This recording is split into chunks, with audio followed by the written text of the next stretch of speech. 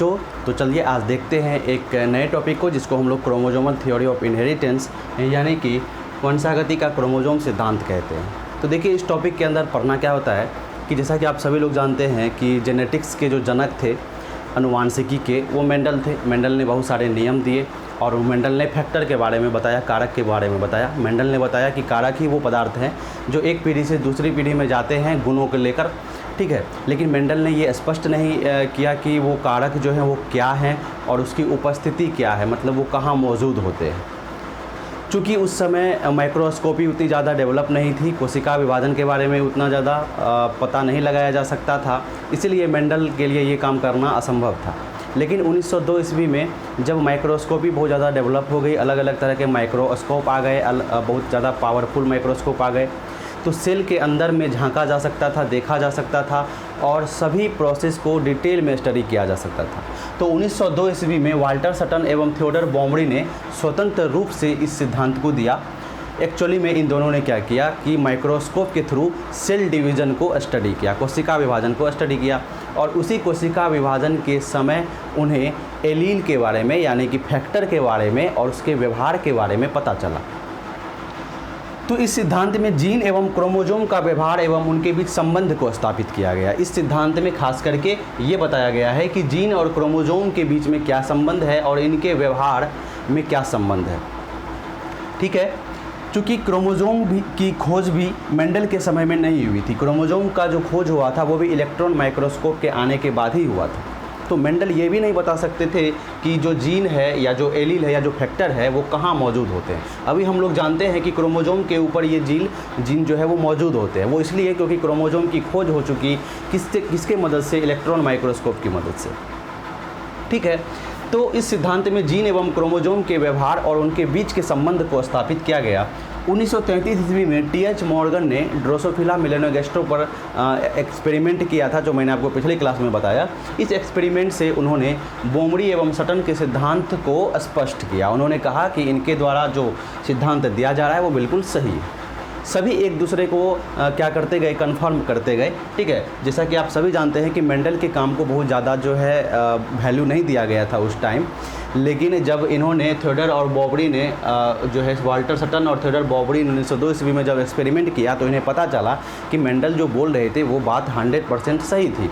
लेकिन मेंडल कहीं कहीं चूक गए। उसका कारण था कि उस समय डेवलपमेंट उतनी ज़्यादा नहीं थी, साइंस और टेक्नोलॉजी का डेवलपमेंट उतना ज़्यादा नहीं था, माइक्रोस्कोप बहुत ज़्यादा विकसित नहीं हुआ था उस टाइम, ठीक है।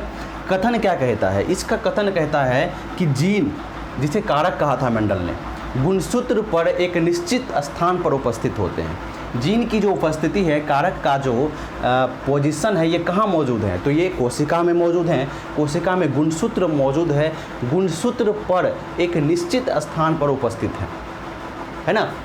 और अर्धसूत्री विभाजन के समय गुणसूत्र स्वतंत्र रूप से वियोजित एवं अपव्यवहित होते हैं। जब कोशिका विभाजन होता है, जब युग्मक का निर्माण हो रहा होता है, तो ये दोनों जो जीन हैं, जो कारक हैं, जो क्या एक स्थान पर उपस्थित हैं, ये दोनों क्या करते हैं, अर्धसूत्री विभाजन के समय गुणसूत्र के साथ साथ क्या हो जाते हैं, विभाजित हो जाते हैं, है ना। क्योंकि ये दोनों ही गुणसूत्र पर उपस्थित हैं, आमने सामने उपस्थित हैं। तो जब कोशिका विभाजन होता है तो दोनों गुणसूत्र क्या होते हैं, अलग होते हैं। तो इसके साथ जीन भी क्या हो जाता है, वो फैक्टर भी क्या हो जाता है, कारक अलग हो जाते हैं, वियोजित हो जाते हैं स्वतंत्र रूप से, ठीक है। क्रोमोसोम एवं होते हैं तथा निषेचन के समय युग्मनज में पुनः संयोजित हो जाते हैं। और जब निषेचन होता है, फर्टिलाइजेशन होता है, तो क्या बनता है, जायगोट बनता है। तो वो पुनः दोनों क्रोमोसोम गुणसूत्र उस जीन को लेकर, एलील को लेकर आमने सामने आ जाते हैं, ठीक है।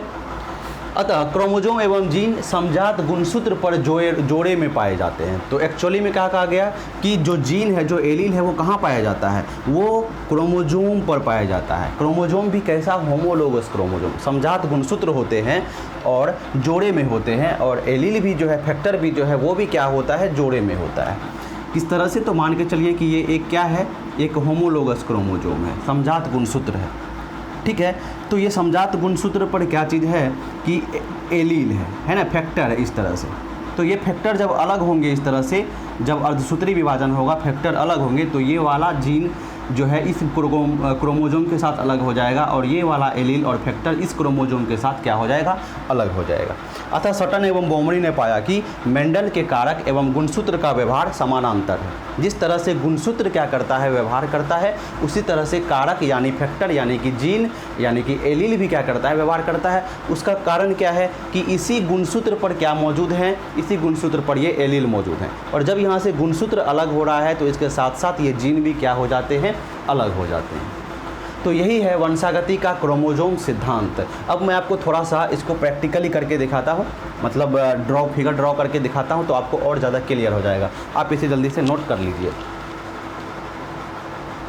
तो थियोडोर और बोमरी ने क्या किया, कोशिका विभाजन के समय, है ना, युग्मक बनने के समय कोशिका विभाजन को स्टडी किया और उसी से सारा का सारा मैटर जो है सॉल्व हो गया, सारा का सारा बात जो है इनको पता चल गया कि क्या क्या हो रहा है एक्चुअली में। तो हुआ क्या, देखिए मेंडल क्या करते थे, इस तरह से शो करते थे, कैपिटल टी कैपिटल आर, इस तरह से शो करते थे, है ना। कहते थे कि ये होमोजाइगस है, ये होमोजाइगस है और हेटेरोजाइगस है, इस तरह की बात करते थे। तो इसको हम लोग क्या करते हैं, क्रोमोजोम की तरह से समझते हैं, ठीक है। इसको हम लोग क्रोमोजोम देखते हैं, क्रोमोजोम की तरह समझते हैं ताकि आपको भी जो है थोड़ा कॉन्सेप्ट जो है वो क्लियर हो जाए, ठीक है। एक ये क्रोमोजोम है और यहाँ पर एक ये क्रोमोजोम लिया हमने,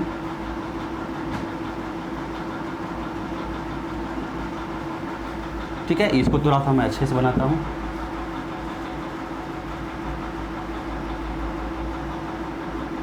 देखिए ये दो क्रोमोजोम है, कैपिटल टी बोला गया, कैपिटल आर, इस तरह से।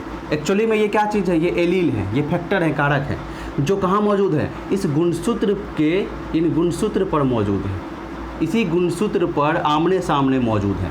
ये समजात गुणसूत्र है ना, होमोलोगस क्रोमोजोम है, ठीक है, जिसके आमने सामने इसी के ऊपर क्या मौजूद है, एलील मौजूद है, इसी के ऊपर क्या मौजूद है, जीन मौजूद है, ठीक है।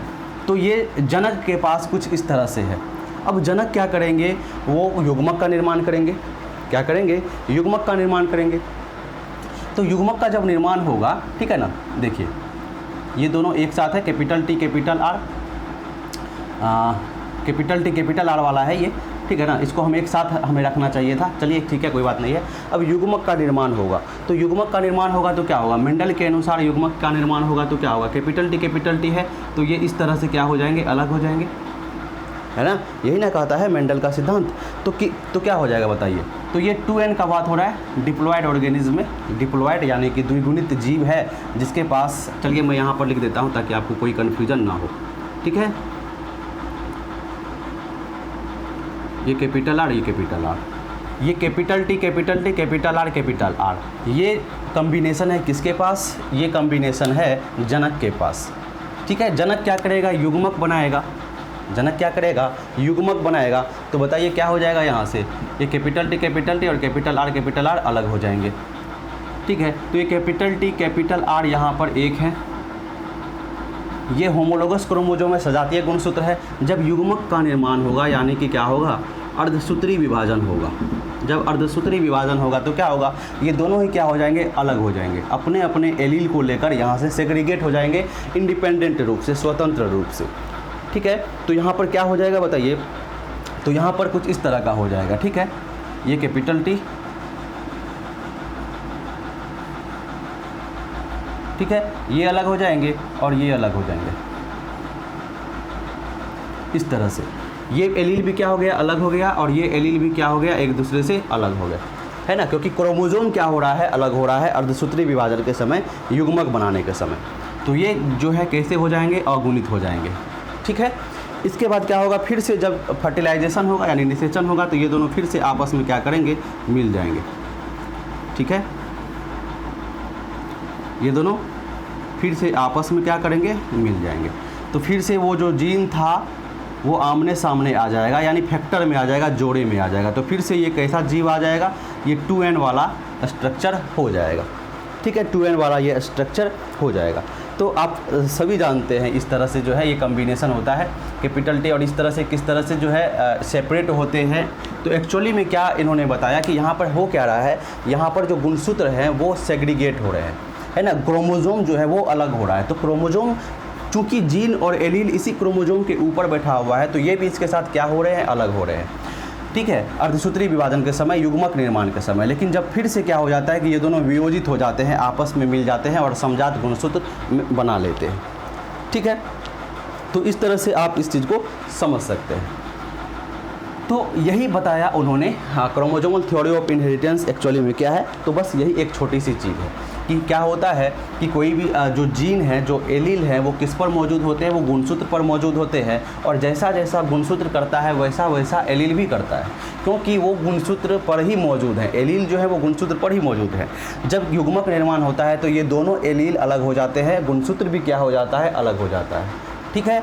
फिर ये दोनों एलील जो है एक साथ आ जाते हैं और दोनों क्रोमोसोम भी एक साथ आ जाते हैं। मतलब जैसा जैसा एलील कर रहा है, जीन कर रहा है, वैसा वैसा गुणसूत्र कर रहा है, या हम ये कह सकते हैं कि जैसा जैसा गुणसूत्र कर रहा है वैसा वैसा एलील कर रहा है, क्योंकि ये जीन किस पर मौजूद हैं, इसी गुणसूत्र के ऊपर मौजूद है। तो इस तरह से जीन और गुणसूत्र का जो व्यवहार है वो कैसा व्यवहार है, समानांतर व्यवहार है, ठीक है, समानांतर व्यवहार है,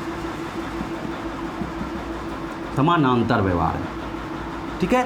तो इस बात को आप याद रखिएगा और इसी को हम लोग क्या बोलते हैं, यही कॉम्बिनेशन हमारा क्या हो जाएगा, कैपिटल टी या कैपिटल आर कैपिटल आ, आप जो भी बोले इसको, ठीक है, आप इसको जो भी बोले इस तरह से, ठीक है। इसमें हम कोई भी ले सकते हैं, कैपिटल टी किसी को भी मान सकते हैं। तो इस तरह से यहाँ से आपको समझ में आ गया होगा कि एक्चुअली में बात क्या की जा रही है। तो बेहद ही सिंपल, बहुत ही आसान क्रोमोसोमल थ्योरी ऑफ इनहेरिटेंस। आप एनसीईआरटी देखेंगे तो उसमें इतना क्या कहा गया है कि मेंडल के नियम को, मेंडल के कथन को थ्योडर और बॉवरी ने क्या किया, क्रोमोसोम से जोड़ दिया।